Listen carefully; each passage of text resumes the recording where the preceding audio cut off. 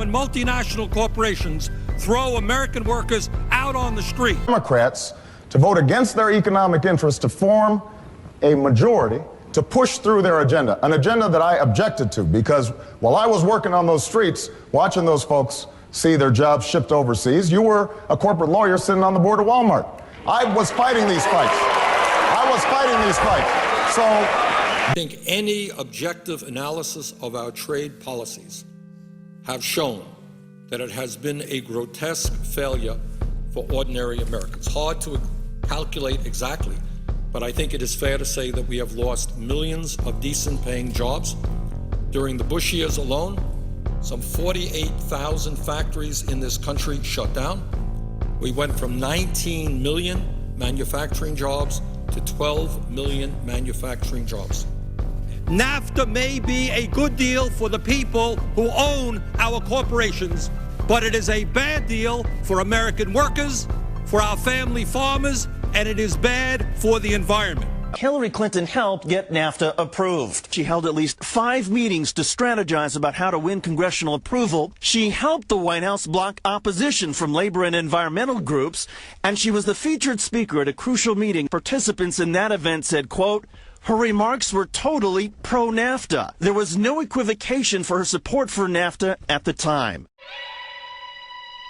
You know, I have been a critic of NAFTA from the very beginning. My concerns about NAFTA expressed years ago have been well documented and verified. When multinational corporations throw American workers out on the street and move to China where workers are paid 15 cents an hour, where slave labor exists, where basic democratic rights are ignored, where workers cannot organize free trade unions. That scenario may be good for the profit margins of the large corporations, but it is a disaster for American workers. Clinton also took a role in supporting a Buy America program to create American jobs. One of the reasons we want to buy America is because we love America. But as I reported at the time for NBC News in 1992, Wal-Mart continued to get most of its products from overseas during its Buy America program, including from this factory in Bangladesh that used 11 and 12-year-old girls. Some of the foreign-made clothing was later found to be sold under Made in America signs in Walmart stores. Made in Korea, made in China. All at a time that Hillary Clinton served on the Walmart board. Throwing American workers out on the street, moving to countries where people are paid pennies an hour is bad public policy. It has failed.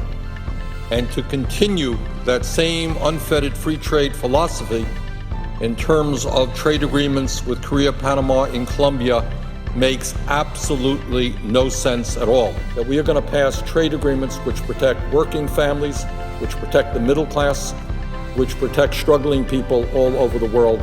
We're going to vote no on fast track and no on the TPP.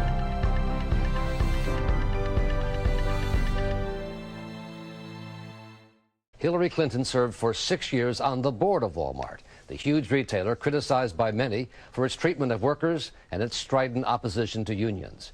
The idea that anyone could suggest that today the economy for the middle class is anywhere near where it used to be is beyond comprehension, I think, to the vast majority of the American people. The reality that we're seeing today is that the middle class in this country is disappearing. Median family income is going down.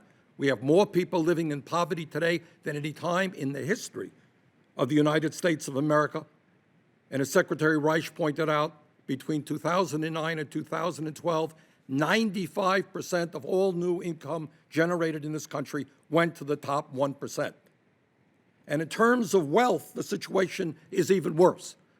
Maybe some of the panelists might want to defend the situation where the top 1% in America owns more wealth than the bottom, that the top 1% owns 38% of the wealth in this country, and the bottom 60% owns 2.3% of the wealth.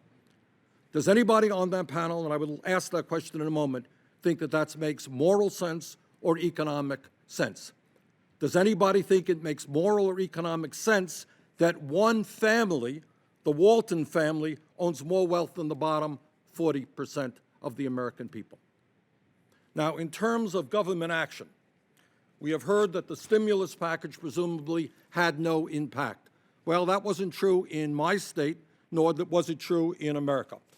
By investing in our economy, in our kids, in infrastructure, according to the CBO, the Recovery Act, the stimulus bill, created or sustained up to 3.6 million jobs, a 4.2% boost for GDP in the first quarter of 2010, and a reduction in the unemployment rate of up to 2.1% in the last quarter of 2009, at a time we needed the jobs the most. Last point that I want to make, and I want to ask a question on this one. The Walton family is the wealthiest family in America. Does anybody on the panel think that they need significant welfare help? And yet it turns out that they are the largest recipient of welfare in America. Because when you pay workers starvation wages, which is what Wal-Mart does, how do the workers at Wal-Mart or McDonald's or Burger King survive? Well, they get Medicaid for their kids and for themselves. They get food stamps. They live in government-sponsored affordable housing. So I start off with my question to Dr. Winship, and we'll go down the line. Do you think the Walton family, worth $100 billion, is in need of welfare from the middle class of this country? Or do you think maybe we should raise the minimum wage so that those workers can earn a living wage and not have to get Medicaid or food stamps? Dr. Winship? Thank you, Senator. So let me start with your earlier question about defending the wealth distribution that we have. So Well, actually, my question was on the Walton family. Do you think they need welfare? So I would not use the word welfare. I think it's stigmatizing. You think their workers, in large numbers, should have to get Medicaid or food stamps? What I think is that Walmart has the low prices, which... Please answer my question. So I'm sorry, repeat the question for me. The question is, do you think the wealthiest family in this country, the Walton family, should have employees, large numbers of employees, who depend upon government help, Medicaid, food stamps, affordable housing, in order to get by, or should they pay their workers a living wage, and should we raise the minimum wage to make sure that they do that? I think that we should not raise the wage above levels that's going to cause Walmart to not hire their workers. The only way that they're able to have the prices which benefit low-income people more than people up on the income distribution is by paying wages that are not as high as you or I might like. So I'm hearing your question to be that the middle class of this country, through increased taxes, should be subsidizing the wealthiest family in this country who are paying inadequate wages. Secretary Reich, what's your take on that?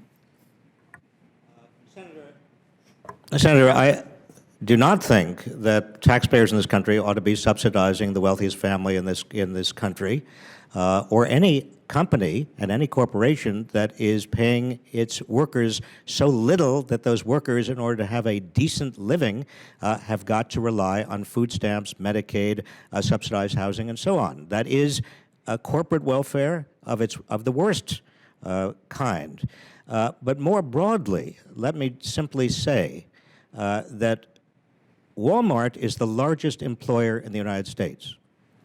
It is paying its workers, if you include its part-time workers, on average $8.80 an hour.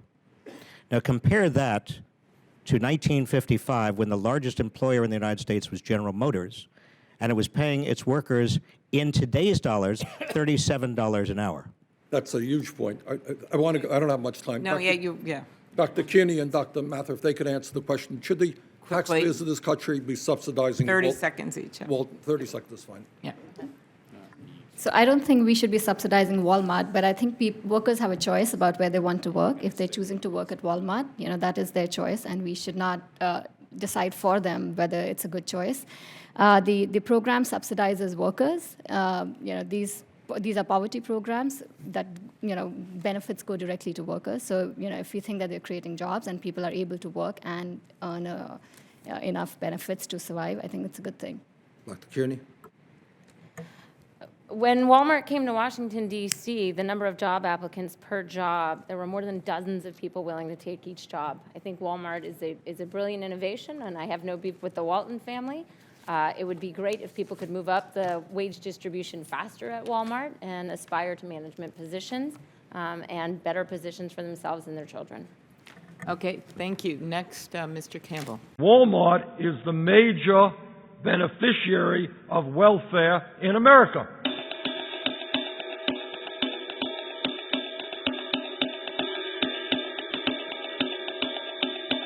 Many of the people who work at Walmart are on Medicaid, they're on food stamps, they're in government-subsidized housing because the Walton family refuses to provide the wages and benefits.